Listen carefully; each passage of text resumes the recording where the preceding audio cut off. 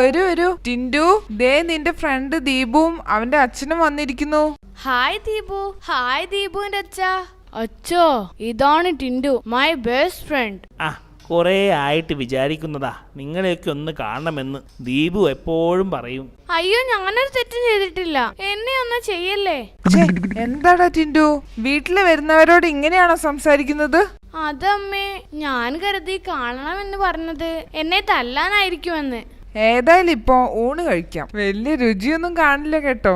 അതൊക്കെ അവർ കഴിക്കുമ്പോ അനുഭവിച്ചോളൂ. എന്തിനാ അമ്മേ വെറുതെ ഇപ്പോഴേ പറഞ്ഞവരെ പേടിപ്പിക്കുന്നത്? പിന്നെ എന്തൊക്കെയുണ്ടടാ ടിൻഡു വിശേഷങ്ങൾ? സുഖം തന്നെ. ഓ, അങ്ങനെ പോകുന്നു. എടാ ടിൻഡു, പപ്പടം കാച്ചിയത് ഇവിടെ വെച്ചിരുന്നല്ലോ, അതെവിടെ? പപ്പടമോ? അമ്മേ, പപ്പടം കേടുവരാതിരിക്കാൻ ഞാൻ അതെടുത്ത് ഫ്രിഡ്ജിൽ വെച്ചിട്ടുണ്ട്.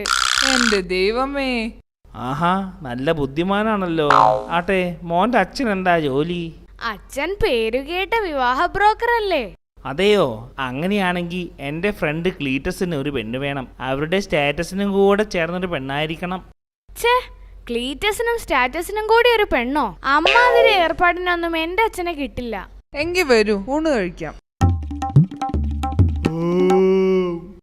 ആഹാ, ചോറും കറിയും വളരെ നന്നായിട്ടുണ്ട്. പിന്നെ ടിൻഡുവിന്റെ അമ്മ ഭക്ഷണം കഴിക്കുന്നത് കാണാൻ തന്നെ ഒരു പ്രത്യേകതയാ.